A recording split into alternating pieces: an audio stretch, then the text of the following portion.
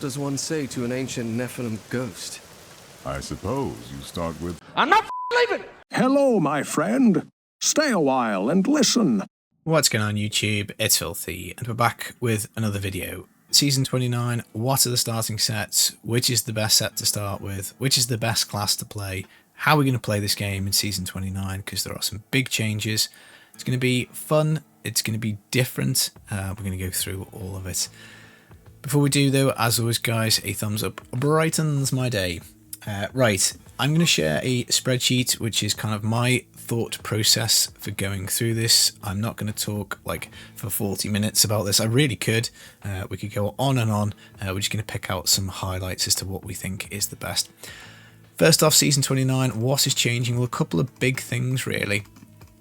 We have got a change to the paragon system, which I just didn't actually think we would guess at all. So we've got SSF mode, which is brilliant. I'm going to play SSF hardcore. I think that's going to be a lot of fun.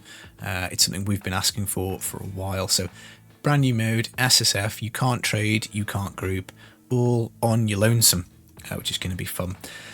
The new mechanic for the season is these vision portals. You pop in it, you do a little level, you beat some Rift Guardians, some elites, something like that. You get a big chest at the end, possibly with some bounty materials, which makes playing SSF way less painful because nobody likes doing bounties ad nauseum.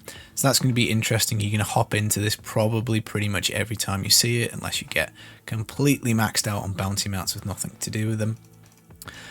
We've also got the paragon cap, paragon ceiling. This is at the ludicrously low level of 800 points.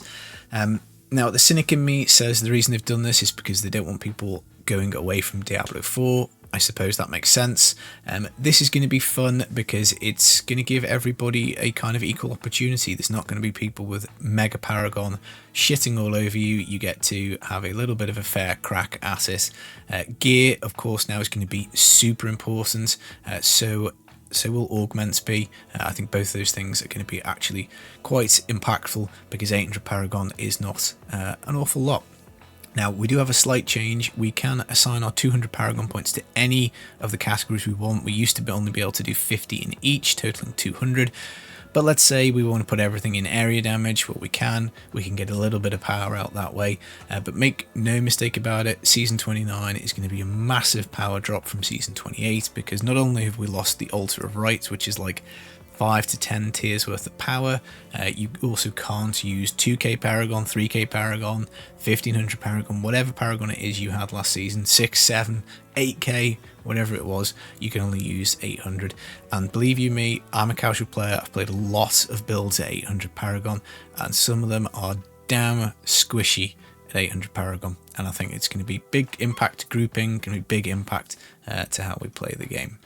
Now, because we can't apply more than 800 paragon points, there is no point doing anything past GR90, save for gem upgrades. So if you just want to gear out your character, once you got to 800 paragon, you don't need to go above 90. So that's going to form a basis of some of our thinking when we're assessing how good each class is. There are a few changes to the classes. Crusader has got a slight buff to Blast Shield. I haven't tried it, I was on holiday for PTR, but I've heard that it is pretty crap, so a bit of a shame. I would have liked that to have been more. Brilliant news for the Crusader though, the automatic Fist of the Heavens build is coming back with the Vigilante belt. This is in the loot pool at level 1, so potentially something interesting for us to get for leveling. Gears of Dreadlands is now easier to play. It will hurt your hand less because you have to click less buttons, but aside from that, yeah, it's pretty much the same, still really great build. And then we've basically got Witch Doctor with a chicken build, which is going to be great for speeds. Not sure how it's going to play out for anything past that, but they're the only changes we've got balance-wise. So season theme mechanic of the Paragon Cap, 200 in any section, and the vision portals that we can go in. Right, so turning to the spreadsheet, it probably looks a little bit weird. I will copy this. You can play around with these figures if you think I'm off in any way. The section here is the totals for the fastest start. So we've got all the classes here. I've colour highlighted them by their main stat. So red is strength, green is dex, and yellow is intelligence for Topaz. So this is not green good, red bad. What we've done is we've looked at how easy they are to level to 70. So standout, of course, being the Necromancer, because you can roll for your Grasp of Essence gloves. So if we load up Necromancer here, good chance of getting the gloves. Corpse Explosion, brilliant skill. You know you're also going to be able to get a guaranteed two-handed scythe modifier for leveling. Necro, I think if you said I have to level 100 characters as fast as possible, I'm making all of them Necro, and I would win that race. Monk is also potentially very fast because you can get the Mystic Ally boots, but the slight issue with the Mystic Ally boots is there is also the Rivera Dancers. But if you do get the Mystic Ally boots, I think it is faster than Corpse Explosion probably.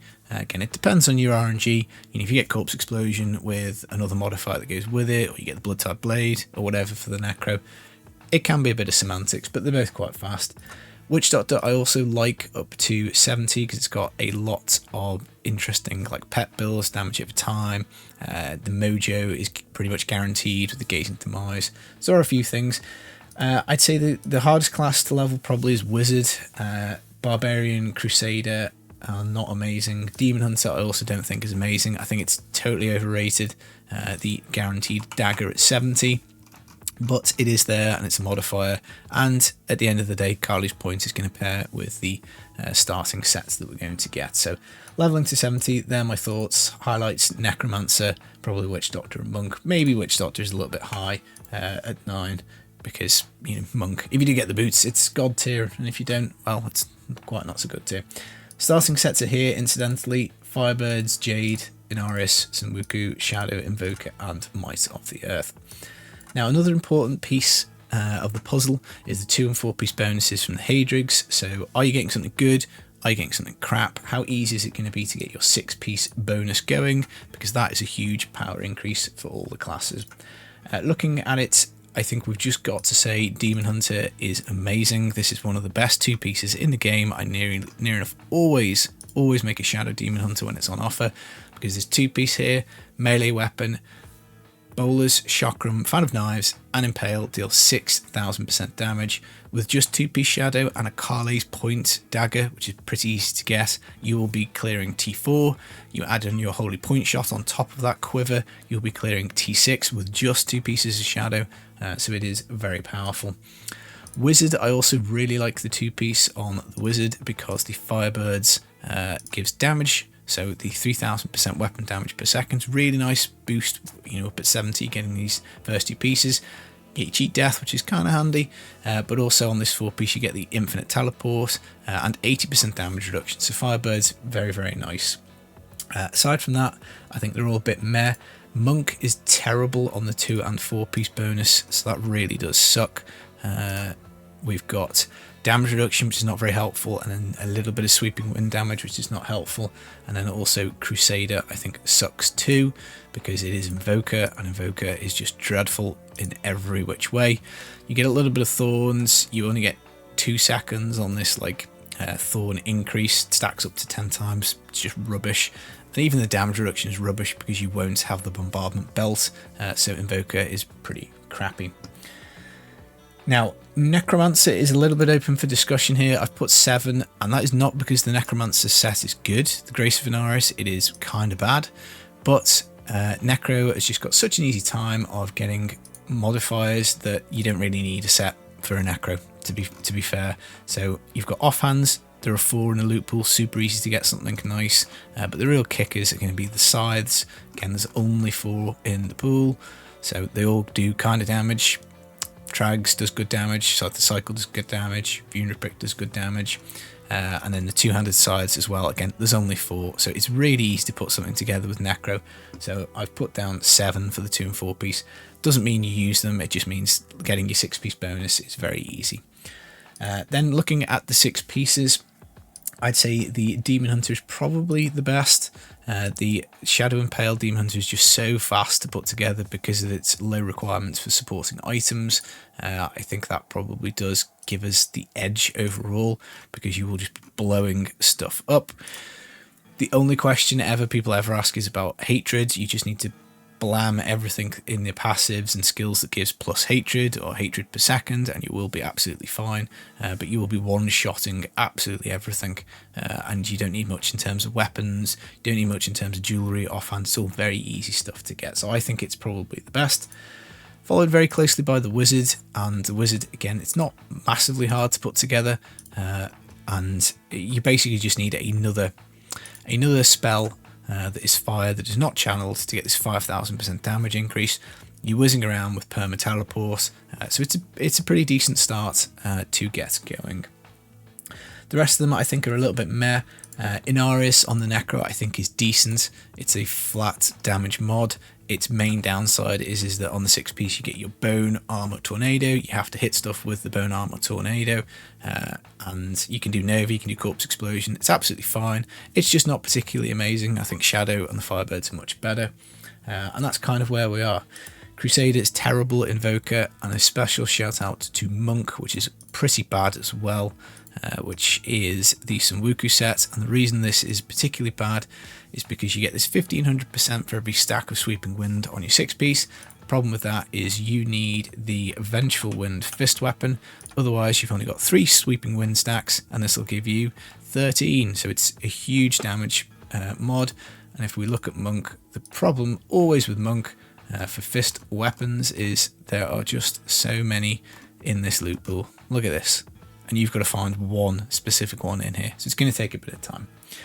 Now, if we just cut it off here at the 6-piece starter, and then we think about adding in the best speed build for each class, so Whirlwind Barb, Automatic Fist of the Heavens for Crusader, Gears of Dreadlands for the Demon Hunter, Inner Monk, Bone Spear, I think it's probably your best bet for Necro. Necro's definitely not the worst speed builds, I think.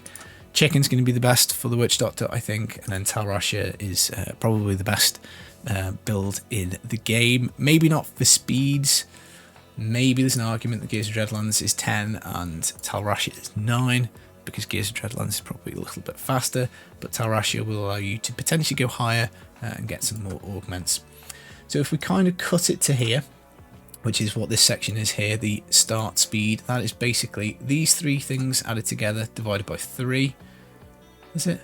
Or is it? No, it's all of them added together, isn't it? It's these 3 added together and the speeds added together. So that would give us the Demon Hunter as the fastest start, I think, just because Shadow is so easy to put together. Gears of Dreadlands, in fact, is pretty easy to put together. You don't need terribly much to get it going. Wizard, I think, is going to be next because Firebirds is really good.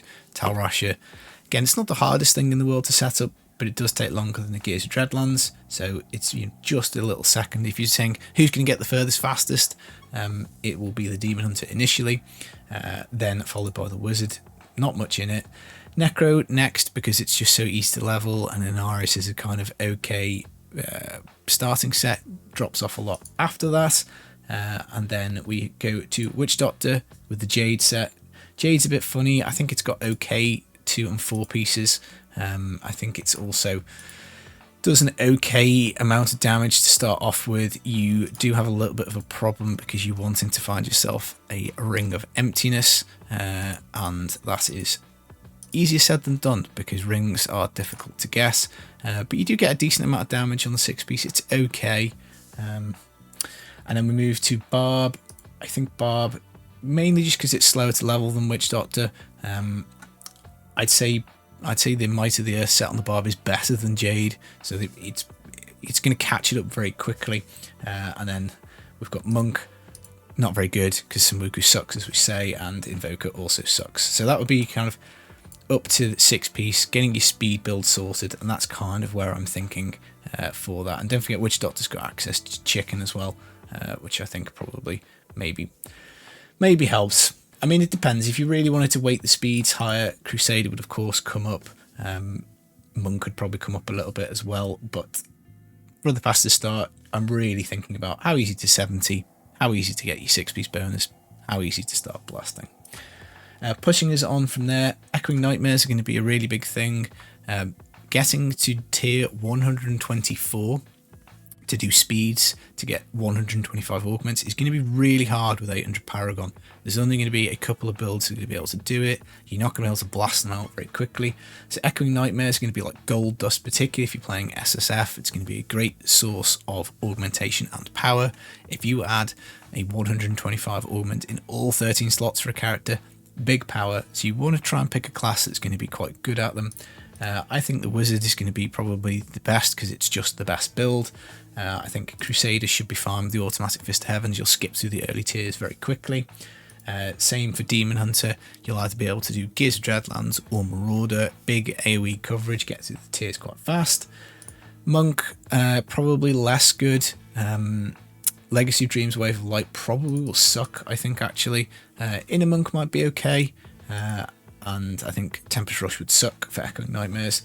Barb, Whirlwind, similar. You've got to touch everything. So I don't know, maybe Barb would actually be down at like 7 for Echoing Nightmares, because that makes it a little bit worse potentially. Necro sucks for Echoing Nightmares. Bone Spear is not going to be great for it because it's not got great AoE coverage. You can bash it into walls. I think Corpse Explosion also is going to be bad. Lots of the builds are cooldown dependent, so it's not good. I'm not even convinced Witch Doctor is going to be good for Echoing Nightmares either. So I'm going to be thinking Wizard, I'm going to be thinking Demon Hunter, and maybe Crusader for my Echoing Nightmares. In terms of pushing, Wizard is going to be miles ahead. At 800 Paragon, it will still spit out really good damage. It will be pretty tanky as well. So I think that's going to be by far and away. Then Necromancer, if you're willing to fish a rift with a Blood Nova Necro, you will be a lot squishier than Wizard, definitely hardest to stay alive. But theoretically, you can get a really high clear with this because you get a really dense, juicy map. You get all the enemies around you, you blow up, you get Rift Guardian with ads, and it's gravy. Barb, Raycore, I think is going to be quite good for pushing because it's just so tanky. At 800 Paragon, you'll be able to get quite high. You can push your toughness quite far on the Barb, and it still does a lot of damage. One of the better push builds in the game. Crusader, I think, probably sucks for pushing. I think Demon Hunter sucks for pushing. I think Monk is probably going to suck a little bit for pushing as well. So ultimately, if you're talking about how can I get my gems as high as possible, how can I get some augments as high as possible, you really need to be thinking Wizard and Tal Rasha. In terms of an SSF ranking, how easy is this stuff to do all on your lonesome? I think Wizard and Demon Hunter are the two clear standouts because it's just very easy to do stuff with Tal Rasha. It's very easy to do things with Gears of Dreadland. Barb, I think, is probably okay because of Raycore and Whirlwind. And then I'd say the only classes that really suck for SSF are going to be the Necro because the speed build's shit and the push builds are going to be frustrating at best, shall we say. Mages has also been nerfed, and that would have been a really nice solo build. Monk probably sucks again as well a little bit for SSF.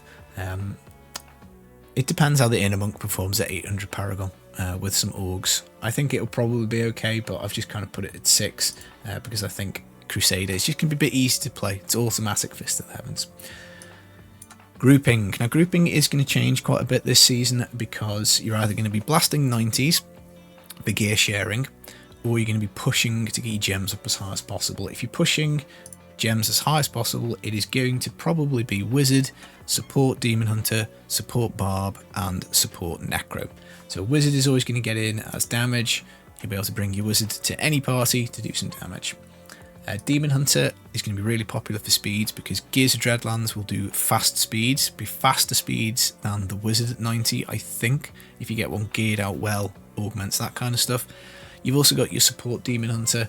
You're going to get into like pushing. You're going to be able to do gem ups. Barb, again, I've stuck down 10 because a Z-Barb is going to be essential for any kind of above 90 work because the damage reduction that the Barb provides, the toughness, the extra damage is all going to be good. Bringing your Barb as a DPS in the group is probably going to be a bit crap because it doesn't have AoE, but still you shouldn't have any problems. Crusader is going to be crap. Aside from blasting GR90s with your automatic Fist of the Heavens, it's going to suck. Monk, again, I think he's going to struggle for speeds. Maybe you can bring in a Monk. I I don't really see people playing support monk. I know some people are thinking it's going to make a comeback because it's got good survivability, but I just think that role is covered by the Barb, and you get damage, and ultimately this is going to be a question of damage, and the support Demon Hunter and Necro just offer far more damage than the monk support build. That's why no one plays monk support build. What else? Witch Doctor I think sucks for groups. Yep, spiders, RGK, fine. You may as well bring a wizard RGK anyway. I think you're going to find a lot more wizards around. Wizards can do the trash clear as well. So I don't really see Witch Doctor being a massive call for groups. Could be wrong, but I barely played with the Witch Doctor last season. And then we come to the hardcore rating. Two standouts here. Barb is super tough for hardcore because you get your 80% damage reduction on your Band of Might. Really tanky. You can take extra things to make yourself tanky. Mortix Brace, Unities, Ignore Pain. You can really make yourself tough. Same for Wizard. You can build it very tanky. Slight thing with Wizard is your 80% damage reduction can drop. So it can be a little wonky, but you can take steps to mitigate it, either by building other shields or by adding Unity and that sort of stuff. Plus, your main damage mechanic with the Meteor can freeze stuff, so that just cuts out a lot of stuff from even hitting you. So I really like those two classes for hardcore. After that, I think Demon Hunter is a safe bet because Gears of Dreadlands is really solid. It's going to perform about the same for speeds on hardcore and core. You're not going to be taking many deaths. Then we get into some less hardcore friendly ones. Necro is definitely the squishiest. I think that's going to be like even doing 90 speeds with like a couple of thousand paragon on something like Innarius. You can still die. It's mental. It is so squishy sometimes. Monk, Legacy of Dreams is going to be really squishy. Wave of Light. Patterns of Justice, Tempest Rush, Sunwuku Tempest Rush. I think they could be okay, but not amazing. Witch Doctor, again, I don't really view it as a particularly tanky class. Like, Zudi Darts is squishy as hell. Legacy of Dreams Darts is squishy. Mundanuga is pretty squishy. Yeah, not the best for hardcore. And then same for the Crusader. 800 Paragon cap. You're going to be super squishy on Shotgun. You're going to be super squishy on Fist of Heavens. Really, I think the clear winners are Barb and the Wizard. This column here is the total of everything added together, but I've tried to adjust it here. So we've got core. So this is the core SSF ranking, and this is made up of these three added together divided by 3 to give you like its kind of starter rating, I suppose. Then adding in the speeds, Echo Nightmare, Push, blah blah blah, and yeah, and that's the same for hardcore. So I think the overall Wizard is definitely number 1 because it scores the highest on pretty much everything. You know, what you're gonna struggle with leveling, but then you're gonna have great time putting your 6-piece together. Decent 6-piece, really strong. Talarash is just going to be amazing. Great for augments, great for pushing, great for solo. You can play it in a group and you can crush hardcore with it. So, you know, definitely number 1. 2 and 3 is Demon Hunter and Barb, kind of about the same. Again, easy to level-ish, both of them. Demon Hunter gets a much faster start, but then Barb is just so much more hardcore friendly. It possibly goes higher on the push because of the Raycore. It's possibly a better build for that. I mean, if it had to push, I'd put Demon Hunter 2 and Barb 3 overall, but it would be kind of close. Monk we've gone for in 4th, and I think this is probably just the strength of the inner monk. So sucks, leveling fine, sucky Sunwuku starter, then inner really good, probably okay for augments, probably a bit crappy for pushing, probably not the best for solo self-found, just because you are a little bit limited. Hardcore okay, yeah. So I mean, these are all a bit of a muchness. Necro next, Witch Doctor, and then Crusader. That's kind of like my thinkings. Like, I wouldn't really want to just play Crusader. I wouldn't really want to play just Witch Doctor or just Necro. But I think mixing them in with another strong class like a Wizard, a Demon Hunter, or a Barb, I think is absolutely fine. I've put here a list of some other builds that we might want to consider. So Raycore, Leapquake Frenzy, over and above Whirlwind, so on and so forth. I think Witch Doctor probably struggles, I think, for variety, because you've got Chicken, you've got Mundanuga, maybe Pillay Spiders. I don't know, maybe it's not that bad. But I think like Barb would be more fun. I love Leapquake, I love Slam Barb, I love Raycore, I love Frenzy. Crusader's struggling a little bit past the automatic Fist of the Heavens, not much going on. Blast Shield sucks. Condemn was clunky as anything last season. Demon Hunter, multi-shot UE's lots of fun. Nats is not fun at all, but strong if you play it correctly. Marauders is probably a little squishy, but still quite powerful. Monk's got some fun builds, but it's Tempest Rush on all the sets, Wave of Light on all the sets, and then Uliana's Exploding Palm is nice. Necro, you've got Nova, CE, which is Corpse Explosion and Mages on pretty much, again, every build. So again, not much variety on there. Mages I'm interested in checking out post the changes. It probably hurts it quite a bit. And Wizard, Firebirds, great. Talrasha, amazing. Hydra's really strong for 800 Paragon. I think that's going to go fairly far up in the rifts. It's decent for speeds, not the end of the wasn't the worst thing to play. But DMO and Veers, not so sure. There might be some funny things you can do with cooldown reduction and stuff, but we'll see. But yeah, in terms of basic kind of guide, that's it. I would be probably picking a Wizard or probably picking a Demon Hunter. I was going to do DH just on the basis that it is so strong out the gate, but I think given that Wizard, I've only really got to put up with sucky leveling, and then after that we should be flying. Harder to set up, but when you do set it up, it's better. So that's the call really, I think, for me, DH or Wizard. Interested to know your views. I hope you found this video helpful. I've been the Filthy Casual. Take it easy, guys. Peace.